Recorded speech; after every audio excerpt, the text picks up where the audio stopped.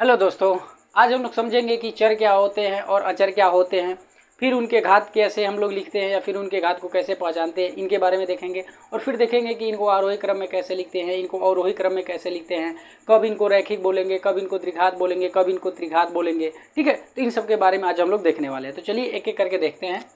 तो पहला हम लोगों का टॉपिक है चर। अब देखिए चर शब्द, यहाँ पे हिंदी भी हम लोगों को जानना जरूरी है किसी टॉपिक को समझने के लिए। जैसे यहाँ पे देखिए चर। अब चर भाषा आप देहातों में सुने होंगे, जो लोग भैंस वगैरह चराते हैं, ठीक है ना। जैसे मान लीजिए हम इसको समझाने के लिए एक उदाहरण लेते हैं भैंस का, ठीक है। अब भैंस समझ लीजिए चरने निकल रही है घर से। अब जब चरने के लिए निकल रही तो किसी चरगाह पे पहुंचेगी, तो चरगाह पे तो एक जैसा घास मिलेगा नहीं, कहीं कुद्दी कुद्दा मिलता है, मतलब कहीं ज़्यादा मिलेगा, कहीं कम मिलेगा, कहीं हरा मिलेगा, ऐसे करके मिलेगा। तो सपोज मान लीजिए कि ये जो है कि चरगाह है, ठीक है, और यहाँ पे ये भैंस चरने के लिए आ रही है। तो देखिए भैंस की गुण क्या है, जहाँ पर उसको घास मिलेगा वहाँ पे वो चरेगी, ठीक है। तो मान लीजिए यहाँ पे उसको घास दिखा, ये चरेगी, फिर आगे दिखा कहीं तो इसको भी चरने लगेगी, फिर कहीं और दिखा तो उस घास को चरने लगेगी। यानी कि ऐसे कर करके वो क्या करेगी, चरेगी। यानी कि भैंस इस घास को चर रही है, यानी कि कह रहे हैं ना कि भैंस इस घास को चर रही है, चर, ठीक है। तो वही शब्द यहाँ पर है, देखिए चर। तो जैसे भैंस इस घास को चर रही है, तो इस घास को चरने के लिए भैंस अपना स्थान बदल रही है। देखिए कभी यहाँ कभी यहाँ कभी यहाँ कभी यहाँ, ये सबको चर रही है ना, अपना स्थान बदल बदल करके। तो बस चर भी वही होता है। चर क्या होते हैं, चर का मान हमेशा बदलते रहते हैं, ठीक है ना। तो जैसे भैंस इस घास को चरने के लिए अपना स्थान बदल रही है, तो इसको हम लोग चर बोल रहे हैं। तो वही चीज़ आप इसको समझिए, ये भी आपका चर है, यानी कि ये भी अपना स्थान बदलेगा। स्थान बदलेगा इसका मतलब अगर हम लोग मतलब कहना चाहें अपनी भाषा में तो क्या कहेंगे कि चर वे होते हैं जिनका मान बदलता रहता है, ठीक है ना। तो उसी को हम लोग चर बोलते हैं। अब कौन कौन से चर हो सकते हैं या फिर कौन कौन से चर होते हैं, तो देखिए जितने भी हम लोगों के अ से लगाए जेड तक होते हैं, या फिर अ से लगाए ज्ञानी तक, यानी कि ए से लगाए जेड तक और अ से लगाए ज्ञानी तक, ये जितने भी होते हैं उन सबको हम लोग चर मानते हैं, ठीक है। जैसे आपका ये हुआ ए बी सी ऐसे डॉट डॉट करके एक्स वाई जेड, ठीक है, इन सबको हम लोग चर मानते हैं, ठीक है। और दूसरी चीज़, ये हम लोग जो अ आ पढ़ते हैं इनको भी हम लोग चर ही मानते हैं, ठीक है, ज्ञानी तक। आया बात समझ में। लेकिन बेसिकली जब हम लोग मैथमेटिक्स में यूज करते हैं तो केवल इन्हीं का हम लोग प्रयोग करते हैं ज़्यादा से ज़्यादा, लेकिन मानते इसको भी हैं, ठीक है। इस बात को आप ध्यान में रखिएगा, ठीक है।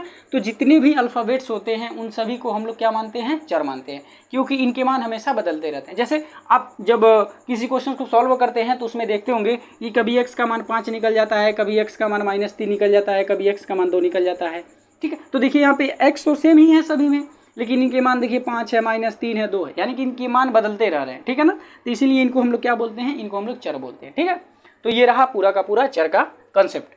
तो चर क्या होते हैं एक बार और समझिए। तो चर वे होते हैं जिनका मान परिवर्तित होता रहता है, ठीक है, उन्हीं को हम लोग चर बोलेंगे। अच्छा, अब इसका जस्ट उल्टा सोचिए, अगर मान परिवर्तित ना हो तब क्या बोलेंगे, तो वही से शब्द आता है अचर, ठीक है। तो जिनका मान बदले उनको चर और जिनका मान ना बदले उनको अचर बोलते हैं, ठीक है। तो अगला आपका है टॉपिक अचर, ठीक है, यानी कि कांस्टेंट। अब देखिए, अब बताइए किनका मान नहीं बदलेगा, तो जितनी भी गिनती वाले होते हैं, यानी कि जितनी भी संख्याएं होती हैं उनका मान कभी नहीं बदलता। जैसे हमने बोला 10, अब 10 एग्जाम्पल के तौर पे लीजिए, 10 का नोट आप लीजिए। अब 10 का नोट अगर आप अपने भारत में है तभी वो 10 का नोट ही कहलाएगा, और अगर आप उसको नेपाल में लेके जाएंगे, चाहे कहीं अन्य जगहों पे ले जाएंगे, तभी वो 10 का नोट ही रहेगा, यानी कि बदलने वाला नहीं है। अब ऐसा नहीं कि आप अगर मान लीजिए नेपाल में ले गए तो 10 का 50 रुपया हो गया, नहीं, वो 10 का 10 ही रहेगा। ये हो सकता है कि उनके जो वहाँ पे जो पैसे चलते हैं, जो करेंसी चलती है, उनमें बढ़ सकता है, घट सकता है, लेकिन जो हमारा 10 है वो तो 10 का 10 ही रहेगा। बात समझ रहे हैं ना। इसका मतलब जो हमारे गिनती वाली संख्याएं होती हैं वह कभी भी घटती या बढ़ती नहीं है, वो सेम रहती है, ठीक है। जैसे मान लीजिए हमने यहाँ पे लिखा 10, अब किसी अन्य व्यक्ति से भी पूछेंगे कि बताइए कितना है, तो वो भी बोलेगा 10, ऐसा नहीं वो 11 नहीं बोल सकता, 10 ही बोलेगा। बात समझ रहे हैं ना। यानी कि जितनी भी गिनती वाली संख्याएं होती हैं वो सभी की सभी अचर होती है। अचर क्यों, क्योंकि अपना मान नहीं बदल रही है। तो जो मान बदले वो चर और जो मान नहीं बदले वो अचर, ठीक है। तो यहाँ पे अचर कौन होंगे, तो जितनी भी आप गिनती वाली संख्याएं देखते हैं वो सभी के सभी क्या होते हैं, वो सभी के सभी अचर होते हैं, ठीक है। तो आपका कहाँ से हो जाएगा, जो भी आप सोच सकते हैं वो सभी के सभी क्या है, सभी के सभी अचर है। तो जैसे -1 -5 कुछ भी हो सकता है, +2, यानी कि जितनी भी आप काउंट में, यानी कि जितनी भी वास्तविक संख्याएं होती हैं उन सभी के सभी को हम लोग क्या मानते हैं, अचर मानते हैं, ठीक है। अब इसमें कड़ी वाला भी आ जाएगा, बटे वाला भी आ जाएगा, दशमलव वाला भी आ जाएगा, बिना दशमलव वाला भी आ जाएगा, माइनस वाला भी आ जाएगा, यानी कि सभी के सभी आप जितना संख्याओं के बारे में सोच सकते हैं वो सभी के सभी क्या कहलाते हैं, अचर कहलाते हैं। चलिए एक बात तो हम लोगों ने ये चीज़ें समझ गए, तो चर समझ गए, अचर समझ गए। अब थोड़ा सा हम लोग घात को समझते हैं, ठीक है ना।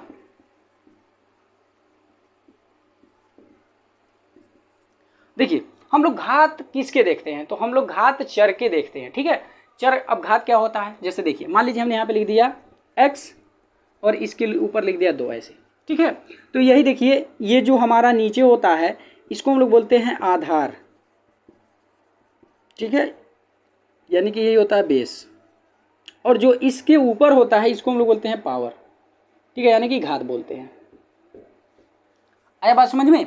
तो देखिए जो हमारे चर के घात मतलब ऊपर होते हैं जिनको हम लोग घात बोलते हैं, इसी को हम लोग क्या बोलते हैं, इसी को हम लोग बोलेंगे कि इस चर का घात 2 है, ठीक है ना।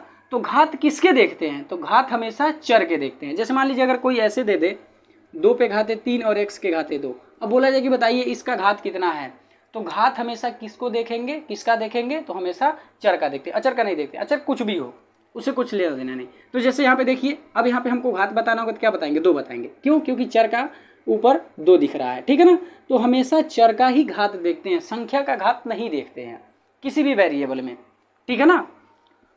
आए बात समझ में। तो इसलिए इसका घात कितना हो जाएगा, इसका घात हो जाएगा 2। अब यहाँ पे देखिए 3 दिख रहा होगा तो बोलेंगे घात 3, नहीं, गलत है। क्यों, क्योंकि हम लोग घात किसका देखते हैं, तो घात हमेशा चर का देखा जाता है, अचर का नहीं देखा जाता है। आया बात समझ में। हाँ ये है कि अगर अलग रहेगा, मान लीजिए आप घातांक और करड़ी वाले क्वेश्चंस को सॉल्व कर रहे हैं तब बोलेंगे कि वहाँ पे तो अचर का घात होता है, तो वो दूसरी मैटर हो जाती है, ठीक है ना। यहाँ पे हम लोग दूसरे संदर्भ में भी देख रहे हैं, चर के संदर्भ में भी देख रहे हैं, ठीक है ना। तो जब हम चर के संदर्भ में घात देखेंगे तो किसका देखेंगे, चर का देखेंगे, वहाँ पे अचर का कोई महत्व नहीं रह जाएगा। आया बात समझ में ना। तो जब भी आप लोगों को घात देखना रहेगा तो हम लोग किसका देखेंगे, चर का देखेंगे। अब यहाँ पे हमने क्यों घात शब्द यूज किया, या फिर कहें कि क्यों हम लोग घात के बारे में पढ़ रहे हैं और ये क्यों चर के संदर्भ में पढ़े हैं। तो देखिए जब हम लोग गुणनखंड करते हैं चाहे चर का भाग देते हैं, ठीक है ना, तो हमेशा क्या करते हैं कि घात को घटते हुए क्रम में लिखते हैं जब क्वेश्चन को सॉल्व करना होता है। अभी हम लोग एक आध क्वेश्चन देखे लेंगे, ठीक है ना। तो इस वजह से हम घात बता रहे हैं। अब मान लीजिए वहाँ पे आपको सजाना रहेगा और वही क्रम में लिखना रहेगा और आपको पता ही नहीं होगा कि हमको किसके घात के रूप में लिखना है, चर के लिखना है कि अचर के लिखना है, तो आप कैसे उसको सॉल्व कर पाएंगे। तो इसीलिए हम लोग यहाँ पे घात पढ़ रहे हैं, ठीक है ना। और जब घात पढ़े तो किसके संदर्भ में पढ़े हैं, तो चर के संदर्भ में पढ़ रहे हैं। तो हमेशा किसके घात को देखेंगे, चर के घात को देखेंगे। आए बात समझ में ना। तो चलिए, तो हम लोगों ने घात देख लिया कि घात किसका देखना है, तो घात हमेशा चर का देखना है। चलिए अब ये तो हो गई चर की बात। अब हम लोग देख लेते हैं कि कब इनको रैखिक बोलेंगे, कब इनको द्विघात बोलेंगे और कब इनको त्रिघात बोलेंगे, ठीक है ना। तो ये घात देख करके ही हमको पता चलता है कि ये द्विघात है कि त्रिघात है कि रैखिक है। अब देखिए अगर चर का घात कितना हो, 1 हो, तो अगर चर का घात 1 होता है तो इसको हम लोग रैखिक बोलते हैं, ठीक है ना, रैखिक, यानी कि इसको लीनियर बोलते हैं। अब देखिए अगर यही चर का घात कितना हो जाए, चर का घात 2 हो जाए, तो जब चर का घात 2 हो जाता है तो हम इसको बोलते हैं द्विघात, ठीक है ना। और ये हो जाता है आपका क्वाड्रेटिक।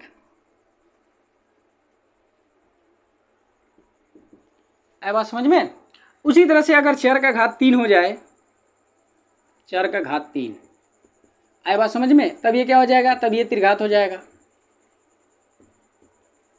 ठीक है। और इसी तरह से अगर चर का घात 4 हो जाएगा तो चतुर्थ घात, 5 हो जाएगा घात में तो पंचघात, ऐसे बढ़ता जाएगा, ठीक है ना। तो बेसिकली हम लोगों को क्वेश्चन सॉल्व करने के लिए 3 ही तक मिलते हैं, या तो आपको रैखिक में दिया रहेगा, या तो आपका द्विघात में दिया रहेगा, या तो त्रिघात में दिया रहेगा, ठीक है ना। बहुत रेयर केस में आपको 4 घात वाला क्वेश्चन दे सकता है, ठीक है, लेकिन यहाँ पे 3 तक मिल जाता है। अब देखिए जरा, जब हमने देखा कि कब इनको रैखिक और कब इनको द्विघात और कब इनको त्रिघात बोलेंगे, ये चीज़ तो हमने समझ लिया। तो ये आपका जब 1 घात रहेगा तो रैखिक, 2 घात रहेगा तो द्विघात, 3 घात रहेगा तो त्रिघात। अब इसका एक एग्जाम्पल देख लेते हैं। मान लीजिए हमने यहाँ पे लिख दिया x + 5 और लिख दिया x पे घाते 3 + 3x + 5, ठीक है। उसी तरह से लिख दिया x² - 5 और ऐसे x + 1 ऐसे लिख दिया। अब देखिए यहाँ पे हमने 4 उदाहरण लिया। अब इन चारों उदाहरणों को देख करके हमको बताना है कि ये रैखिक है कि द्विघात है कि त्रिघात है, क्या है, ठीक है ना। अब देखिए जब भी हम लोगों को इनका पता लगाना होगा तो एक बात ध्यान से समझ लीजिएगा। यहाँ पे तो हमने साधारण लिखा है, लेकिन अगर आपके क्वेश्चंस में जब भी पता करने के लिए देगा कि बताइए ये द्विघात होगा कि रैखिक होगा कि त्रिघात होगा, कुछ भी बोल सकता है, तो आप हमेशा पहले उसको सॉल्व करिएगा। सॉल्व करने के बाद जो उसका आंसर आएगा उस आंसर में अगर x का घात 1 है तो रैखिक बोलेंगे, अगर x का घात 2 है तो द्विघात बोलेंगे, और x का घात 3 है तो त्रिघात बोलेंगे। कभी कभी होता क्या है कि क्वेश्चन आपका द्विघात में दिखता है, लेकिन जब उसको सॉल्व करते हैं तो रैखिक में मिल जाता है, ठीक है। या फिर क्वेश्चन आपका रैखिक में देता है और जब उसको सॉल्व करते हैं तो द्विघात में प्राप्त होता है। तो बच्चे इस तरह से देख करके ही बोल देंगे कि भैया ये तो द्विघात दिख रहा है तो ये द्विघात ही होगा, सॉल्व करने पर रैखिक मिल गया, ठीक है। तो इसलिए कंफ्यूज मत होइएगा या फिर गलतियां मत करिएगा, देख करके कभी भी जवाब मत दीजिएगा। जब भी आपको क्वेश्चन से पूछे कि बताइए रैखिक है कि द्विघात है, तो पहले क्वेश्चन को सॉल्व करिएगा। सॉल्व करने के बाद आपका जो आंसर आएगा वह आंसर जिस रूप में मिलेगा वह क्वेश्चन आपका वही होगा। अगर आपका रैखिक मिला तो क्वेश्चन आपका रैखिक ही होगा, ठीक है। तो देखने पे नहीं जाना है, हमेशा क्वेश्चंस को सॉल्व करके तब बताने हैं, ठीक है ना। हाँ, तो यहाँ पे जरा देखिए, यहाँ पे जितने हमने लिए सब आसान आसान है, तो इसमें कोई दिक्कत होने वाला नहीं है। बस हम लोगों को बस घात देख लेना है। जैसे यहाँ पे देखिए, तो यहाँ पे देखिए x का घात कितना है, तो यहाँ पे x का घात 1 दिख रहा है। जब कुछ भी नहीं दिखता है तो 1 दिखता है। अच्छा चलिए इस कंसेप्ट को भी थोड़ा सा हम समझा देते हैं कि x के अगल बगल ऊपर नीचे क्या क्या चीज़ें छिपी होती है। देखिए जो x होता है वो अपने पास 4 चीज़ें लेकर के छिपा रहता है, जहाँ पे जिसका यूज होता है वहाँ पे हम लोग कर लेते हैं। जैसे यहाँ पे देखिए हमने लिख दिया x, ठीक है।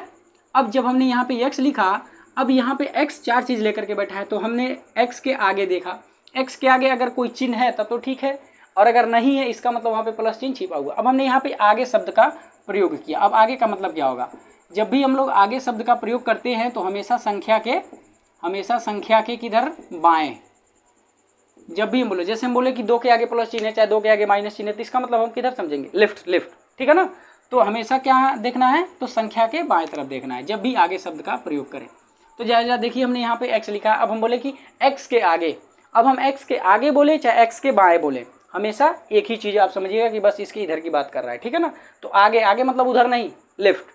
तो हमने यहाँ पे देखा कि x के आगे कोई चिन्ह तो दिख नहीं रहा है। जब कोई चिन्ह नहीं दिखता है तो वहाँ पे कौन सा चिन्ह छिपा होता है, प्लस का चिन्ह छिपा हुआ था।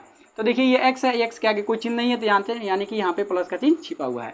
तो देखिए x पहला चीज़ तो अपना बता दिया कि हमारे आगे प्लस का चिन्ह छिपा हुआ है, ठीक है। अब देखिए x के आगे 1 भी छिपा हुआ होता है, ये दिखाता नहीं है, अगर कहीं यूज होगा तो हम लोग इसका यूज कर लेते हैं। अब इसका यूज कहाँ पे होगा, जब इसको जोड़ेंगे तो गुणांकों को जोड़ेंगे, ठीक है ना, तो वहाँ पे इसका यूज कर लेते हैं।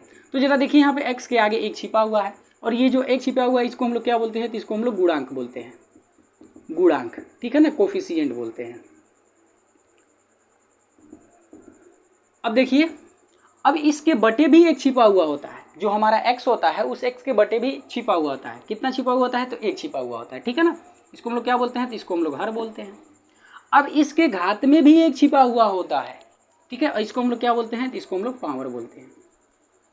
तो देखिए यहाँ पे था आपका x अकेला, लेकिन अपने पास देखिए 4 चीज़ें लेकर के छिपा हुआ है।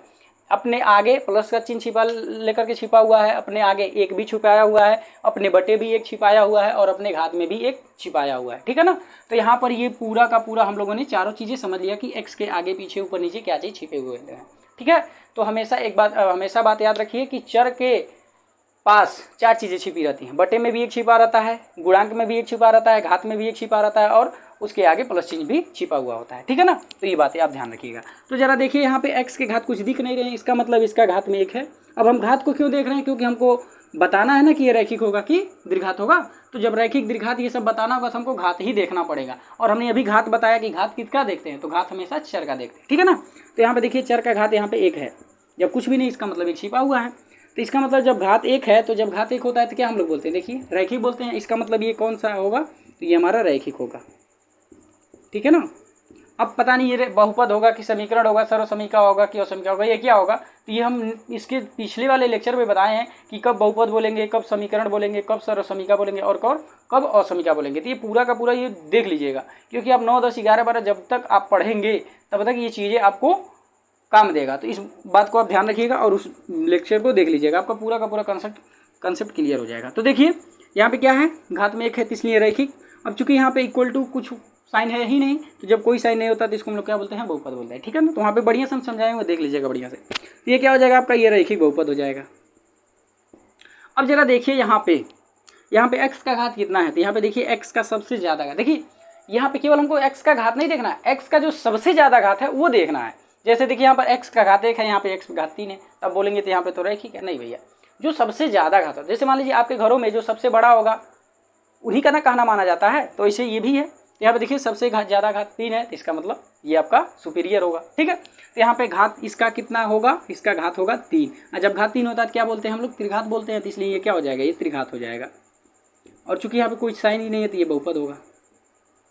अब यहाँ पे देखिए x का सबसे ज़्यादा घात 2 है, इसका मतलब जब 2 घात होता है तो द्विघात, इसलिए ये क्या हो जाएगा, ये द्विघात बहुपद हो जाएगा। ठीक है, और यहाँ पे देखिए वही चीज़ है, यहाँ पे x घात 1 है, तो इसलिए ये क्या हो जाएगा, आपका रैखिक हो जाएगा। ठीक है ना। चलिए, तो फिलहाल हम लोगों ने यहाँ पे देख लिया। अब थोड़ा सा हम एक ऐसा उदाहरण ले लेते हैं जो आपका दिख रहा है रैखिक लेकिन होगा द्विघात। ठीक है, तो ये थोड़ा सा देख लेते हैं, क्योंकि अभी आप देखेंगे तो आपको देखने से लगेगा कि ये तो रैखिक में दिख रहा है, लेकिन एक्चुअली में ये तो द्विघात आ रहा है। ठीक है ना, तो थोड़ा सा देख लें ताकि आप भी जब भी देखें तो देख करके तुरंत जवाब ना दें। कैसे जवाब दें, उसको हल करने के बाद। जैसे यहाँ पे देख लीजिए x - 1 बटे x + 1 ले लेते हैं, और यहाँ पे x - 2 बटे x ले लेते हैं। ठीक है, 2x ले लेते हैं। अब ज़रा देखिए, अब इसको सॉल्व करना है और सॉल्व करके बताना है कि ये द्विघात होगा कि रैखिक होगा। जैसे यही क्वेश्चन पूछ लिया कि बताइए ये दिया गया समीकरण द्विघात है कि रैखिक है, तो आपको देखने से लग रहा है कि सबका घात 1 है, तो आप तुरंत रैखिक मार देंगे, लेकिन गलत हो जाएगा। क्यों गलत हो जाएगा, अभी देखिएगा क्यों गलत हो जाएगा। अब जब इसको सॉल्व करेंगे तब पता चलेगा। तो देखिए, तो इसको कैसे सॉल्व करते हैं, तो क्रॉस मल्टीप्लाई करते हैं। तो इसका इधर गुणा होगा तो 2x का x में होगा तो 2x², अब 2x का 1 में होगा तो 2x बराबर, अब इसका इसमें गुणा होगा तो x का x में होगा तो x², फिर x का -2 में होगा तो माइनस का 2x, फिर 1 का x में होगा तो x, और फिर 1 का 2 में होगा तो 2। ठीक है, अब इसको सॉल्व करते हैं तो सबको एक तरफ लेके आते हैं। तो ये 2x² - 2x, अब ये x² इधर आएगा तो -x², अब ये -2x और ये +x, तो होगा जाएगा -x, बराबर किधर आएगा तो +x, और ये -2 इधर आ जाएगा तो +2 = 0। अब यहाँ देखिए 2x² यहाँ पे -x² घट जाएगा तो केवल बचेगा x², और यहाँ पे -2x, यहाँ पे +x, तो ये हो जाएगा आपका माइनस का x, और यहाँ पे प्लस का 2 है तो +2 = 0। अब देखिए जब हमने सॉल्व किया तो हमको x² - x + 2 = 0 मिला। अब देखिए हल करने पे हमको द्विघात मिला, और ये जब हमने हल किया तो ये द्विघात मिला, और ये एक्चुअली में आया किससे है, तो आया इसी से है ना। तो जब इसका आंसर द्विघात में आ रहा है तो ये भी द्विघात में ही होगा, तभी तो आया है। अगर ये द्विघात में नहीं आंसर आता, अर्थात कह सकते हैं अगर ये द्विघात नहीं होता तो ये द्विघात में कहाँ से आता, बात समझ रहे हैं ना। तो इसलिए जब इसका आंसर द्विघात आया तो आंसर किससे आया, तो इसी क्वेश्चन से आया, तो ये क्वेश्चन भी आपका द्विघात होगा। तो देखिए कन्फ्यूजन हो गया ना, यहाँ पे देखने पे लग रहा है रैखिक, लेकिन एक्चुअली में क्या है, द्विघात है। इसलिए दिखावे मत जाइए, आप क्वेश्चन सॉल्व करिए तब आप बताइए। ठीक है ना, तो ये आपका कौन सा समीकरण होगा, तो ये आपका द्विघात होगा। ठीक है ना। कभी कभी ऐसा भी होता है, दिखता द्विघात है लेकिन होता रैखिक है। जैसे अभी देखा ना, रैखिक है, रैखिक दिख रहा है लेकिन एक्चुअली में द्विघात है। तो वैसे कभी कभी आप कंफ्यूज मत होइएगा कि द्विघात दिख रहा है तो द्विघात ही होगा, हो सकता है रैखिक हो, सॉल्व करने पे पता चल जाएगा। ठीक है ना, तो इस बात का ध्यान में रखिएगा कि कभी भी देख करके जवाब ना दें, आप पहले उसको सॉल्व करें, सॉल्व करने के बाद ही आप बताएं कि वह आपका क्या है, त्रिघात है कि रैखिक है कि त्रिघात, कुछ भी। अब चलिए, ये तो हम लोगों ने देख लिया। अब हम लोग देखते हैं कि इनको आरोही क्रम में कैसे लिखेंगे। ठीक है ना, आरोही क्रम, असेंडिंग ऑर्डर।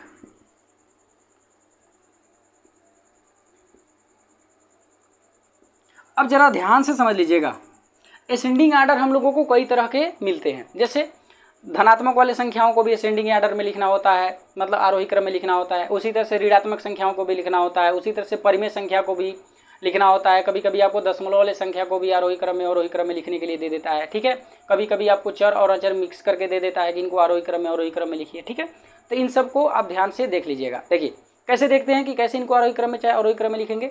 तो अगर आपका अचर वाला है, अचर वाला मतलब संख्याओं वाला है, तो संख्याओं वाला जब भी रहेगा तो आप उसको आसानी से कर लेंगे। हमको दिक्कत किस में होगा, हमको दिक्कत होगा चर वाले में। ठीक है, तो इसमें भी दिक्कत आपको होने वाला नहीं है, क्योंकि इसका कंसेप्ट समझ लेंगे तो आसान हो जाएगा। देखिए जब हम लोग चर वाले को आरोही क्रम में चाहे अवरोही क्रम में बदलते हैं तो उनके घात को ध्यान में रख करके उसको आरोही क्रम में या फिर अवरोही क्रम में लिखते हैं। अब थोड़ा सा आरोही क्रम समझा जाए तो जो आरोही क्रम होता है वो बढ़ता हुआ क्रम होता है, मतलब सबसे पहले सबसे छोटा, फिर उससे बड़ा, फिर उससे बड़ा, फिर उससे बड़ा, उससे बड़ा। आप ऐसा एक उदाहरण देख सकते हैं, वो नेटवर्क का। नेटवर्क देखते होंगे कि आपका 4 खूंटी रहता है, सबसे पहले सबसे छोटा, फिर उससे बड़ा, फिर उससे बड़ा, फिर लास्ट में सबसे बड़ा। इसका मतलब ये किस क्रम में है, तो ये आपका आरोही क्रम है। आरोही क्रम का मतलब ही होता है छोटे से बड़ा, यानी कि पहले छोटा फिर उससे बड़ा फिर उससे बड़ा फिर उससे बड़ा, ठीक है। जैसे आप विद्यालय में जाते होंगे, जब प्रेयर करते होंगे तो कैसे बच्चों को खड़ा किया जाता है, तो पहले छोटे को फिर उससे बड़े फिर उससे बड़े फिर उससे बड़े और लास्ट में सबसे बड़े को, ठीक है ना। तो समझ लीजिए वो भी जो बच्चे खड़े होते हैं वो भी किस क्रम में होते हैं, वो आरोही क्रम में खड़े होते हैं। चाहे जो आपका नेटवर्क होता है वो भी किस क्रम में होता है, तो वो भी आपका आरोही क्रम में होता है, ठीक है ना। पहले छोटा फिर बड़ा फिर बड़ा फिर बड़ा लास्ट में सबसे बड़ा। तो इस तरह से जो अरेंज किए जाते हैं उसको हम लोग बोलते हैं आरोही क्रम, ठीक है। तो अभी हमने बताया ना कि आरोही क्रम में बहुत सारी संख्याओं को अरेंज करना होता है, कभी परिमेय संख्या मिल जाता है, कभी ऋणात्मक मिल जाता है, कभी धनात्मक मिल जाता है, ठीक है, और कभी कभी आपको चर भी मिल जाते हैं, ठीक है। तो जब आप चर वाले को आरोही क्रम में चाहे अवरोही क्रम में डिसाइड करेंगे या फिर लिखेंगे तो कैसे करेंगे, बस उनको घात में ध्यान में रख करके, ठीक, घातों को ध्यान में रख करके हम लोग आरोही क्रम और अवरोही क्रम में लिख सकते हैं। अब कैसे लिखेंगे जरा एक बार देख लीजिए जाए। मान लीजिए हमने यहाँ पे लिख दिया 3x² माइनस का 5x प्लस 3x³ माइनस का 6x² प्लस का 6, ऐसे करके। अब इनको लिखना है आरोही क्रम में। देखिए आरोही क्रम का मतलब क्या होता है कि संख्याओं को सबसे पहले जो छोटा होता है उसको पहले लिखें, फिर उससे बड़ा फिर उससे बड़ा फिर उससे बड़ा फिर सबसे बड़ा, ऐसे, ठीक है ना। तो चूंकि यहाँ पे देखिए संख्या भी है और उसके साथ साथ चर भी है, तो जब आपका चर वाला मिल जाएगा और उनको आरोही क्रम में बदलने के लिए कह दे तो वहाँ पे हम संख्या को भूल जाएंगे कि संख्या कितनी बड़ी है, उससे हमारा कोई लेना देना नहीं है। बस हमको लेना देना किससे है, तो x के घात से। जो x का घात सबसे छोटा होगा उसको पहले लिखेंगे, फिर उससे जो बड़ा होगा फिर उसको लिखेंगे, फिर उससे बड़ा जो होगा फिर उसको लिखेंगे, फिर जो सबसे बड़ा होगा उसको सबसे लास्ट में लिखेंगे, ठीक है ना। तो जब भी आपका चर वाले को आरोही क्रम में लिखना होगा तो चर के घातों को ध्यान में रख करके हम लोग लिखेंगे। वहाँ पे आपका जो संख्या दिया रहेगा वो कितना ही बढ़ा देते। जैसे मान लीजिए हमको लिखना है, यहाँ पे देख लेती, मान लीजिए यहाँ पे कोई लिख दिया ऐसे करके, ठीक है। यहाँ पे देखिए 2 2 4 2 6, यहाँ पे देखिए 10 लाख लिखा हुआ है और यहाँ पे लिखा हुआ है यक्स। अब कहें कि इसको आरोही क्रम में लिख करके बताइए। आरोही क्रम का मतलब सबसे पहले सबसे छोटा फिर उससे बड़ा, तो कहेंगे यहाँ पे तो x है, अब x और यहाँ पे कहेंगे 10 लाख है, तो भाई 10 लाख तो कहेंगे बहुत बड़ा है और ये x छोटा है, तो इसको पहले लिख देते हैं फिर इसको बाद में लिख देते हैं, आरोही क्रम तो हो गया। लेकिन गलत क्यों, क्योंकि आपने x को छोटा माना, जो कि x तो कुछ भी हो सकता है, क्योंकि अभी आपने पढ़ा x क्या है, चर। चर मतलब जो मान अपना बदलता रहता है।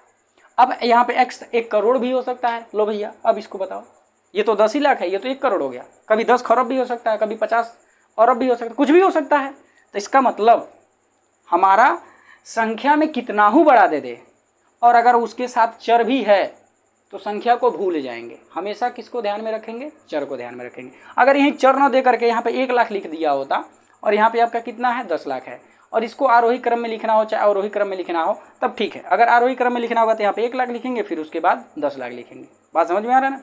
तो इस बात को ध्यान में रखिएगा कि जब भी चर दिखे तो ये छोटा मत समझिएगा, बहुत बड़ा है, पार नहीं पा पाएंगे इससे, ठीक है ना। तो जो आपका चर है वो कहाँ पे होना चाहिए, अगर इसको आरोही क्रम में लिखना है तो इसको बाद में होना चाहिए, क्योंकि देखिए यहाँ पे तो x वाला टर्म है ही नहीं। इसका मतलब हम लोग x के घाते 0 यहाँ पे लिख सकते हैं। तो यहाँ पे देखिए x का घात 0 और यहाँ पे x का घात 1। जब इसको आरोही क्रम में लिखना है तो पहले इसको लिखेंगे फिर इसके बाद में लिखेंगे, ठीक है। तो अगर मान लीजिए इसको अरेंज करेंगे तो यहाँ पे प्लस का x हो जाएगा, ठीक है। यहाँ पे ये चीज़ें हटा देते हैं, तो ये आपका हो जाएगा आरोही क्रम, ठीक है ना। तो हमेशा इस बात का ध्यान में रखिएगा कि जब भी आप लोगों को इस तरह की संख्याएँ दिखे और बहुत बड़ी संख्या दे दे और उसमें x दे दे तो कन्फ्यूज नहीं होना है कि ये तो बहुत बड़ी संख्या है, ये तो सबसे लास्ट में लिखते हैं, ठीक है, गलत हो जाएगा। चलिए हम लोगों को इसको किस में अरेंज करना है, आरोही क्रम में अरेंज करना है। तो जब आरोही क्रम में अरेंज करेंगे तो जो सबसे बड़ा घात रहेगा उसको पहले लिखेंगे। अब एक बात यहाँ पे ध्यान में नोट कर लीजिएगा, अपने दिमाग में गांठ बांध लीजिएगा कि जब भी आप आरोही क्रम में चाहे अवरोही क्रम में लिखते हैं तो अगर टर्म इधर उधर है तो ठीक है, आप उसको अरेंज करेंगे। जब भी आप अरेंज करिए तो जिस टर्म को जहाँ पर लिखना है उसके आगे जो भी चिन्ह है उस चिन्ह के साथ लिखते हैं। ऐसा नहीं कि बस उस टर्म को लिख दिए हो गया आपका काम, नहीं, गलत हो जाएगा।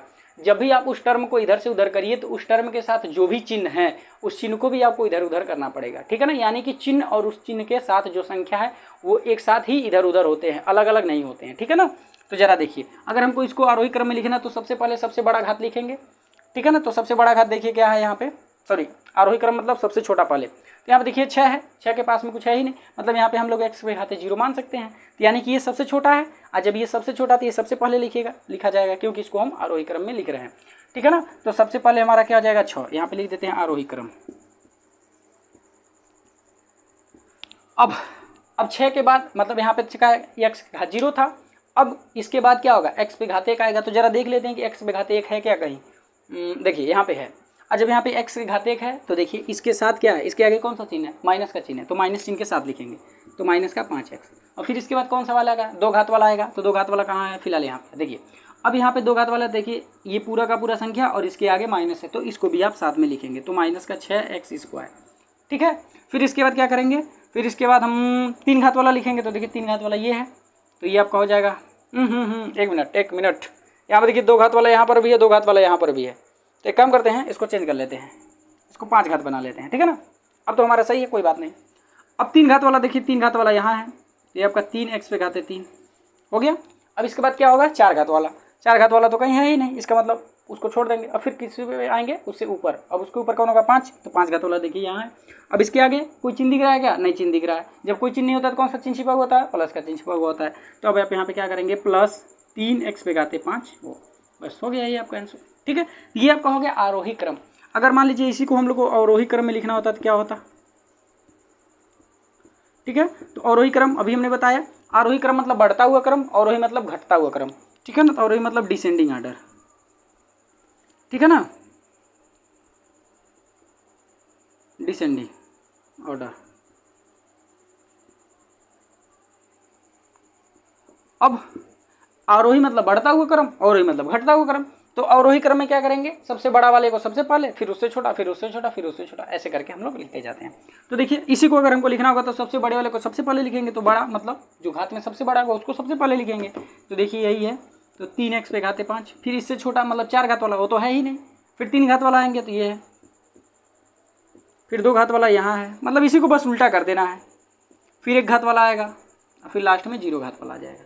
ठीक है, तो ये आपका हो गया अवरोही क्रम। अब ज़रा ध्यान से समझ लीजिएगा, हमने यहाँ पे जितनी बातें बताई, ये सभी के सभी बातें जब आप बहुपद पढ़ेंगे, जब दीर्घात समीकरण पढ़ेंगे, अवकलन समाकलन, जितनी भी चीज़ें आप पढ़ेंगे ना, उन सब में ये सब काम आएगा। इसीलिए हमने इस टॉपिक को उठाया था। ठीक है ना, तो हमने चर को समझा, अचर को समझा, फिर उसके बाद हमने घात को समझा, और कब इसको रैखिक बोलेंगे, कब दीर्घात बोलेंगे, कब त्रिघात बोलेंगे, ये समझा। फिर उसके बाद हम लोगों ने देखा आरोही क्रम, फिर उसके बाद हम लोगों ने देखा अवरोही क्रम। देखिए कक्षा 9 और कक्षा 10 में ये आरोही अवरोही बहुत ही काम की चीज़ें हैं, क्योंकि जब आप भाग वाला बहुपद पढ़ते हैं उसमें आपको भाग देना होता है, भागफल शेषफल ज्ञात करना होता है। तो और जब आपको गुणनखंड भी करना होता है तब भी आप क्या करते हैं, उसको अवरोही क्रम में लिखते हैं, तभी जाकर के आप उनका गुणनखंड कर सकते हैं। अगर इधर उधर करके दिया रहेगा तो आप गुणनखंड नहीं कर पाएंगे, चाहे भाग भी नहीं कर पाएंगे। ठीक है ना, तो उन सब को करने के लिए हम लोगों को किस रूप में लिखना पड़ता है, अवरोही क्रम में लिखना पड़ता है। तो ये सब इसीलिए हमने बताया, ताकि आप जब 9 का चाहे कक्षा 10 का ये सब चीज़ें पढ़े, बहुपद पढ़े, दीर्घात समीकरण पढ़ें, तो आपको कन्फ्यूजन ना हो। ठीक है ना, तो फिलहाल ये आपका पूरा का पूरा यहाँ पे कंप्लीट हुआ जो टॉपिक हमने चूज किया था। अब इसके बाद हम लोग कुछ ऐसे ही अच्छे अच्छे टॉपिक को पढ़ेंगे। ठीक है ना, तो ऐसे अच्छे अच्छे टॉपिक को पढ़ने के लिए चैनल को सब्सक्राइब करें, लाइक करें और ज़्यादा से ज़्यादा लोगों को शेयर करें। ठीक है, अब मिलेंगे नेक्स्ट वीडियो में।